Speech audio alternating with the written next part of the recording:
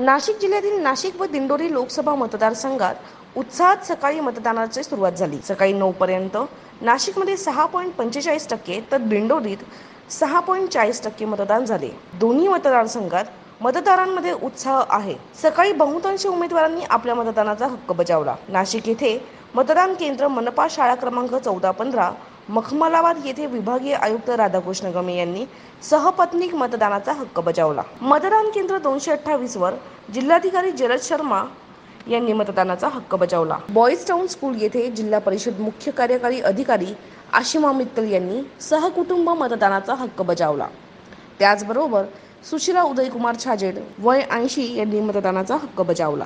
दिंडोरी मतदारसंघातील मौजे डोंगरगाव येथे 100 वर्षीय आजीने मतदान केंद्रावर जाऊन मतदान केले।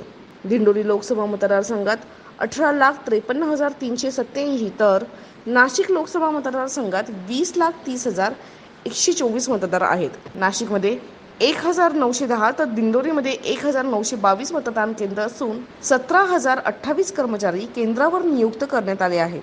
यामध्ये एकूण 5,082 महिला कर्मचारी आहेत।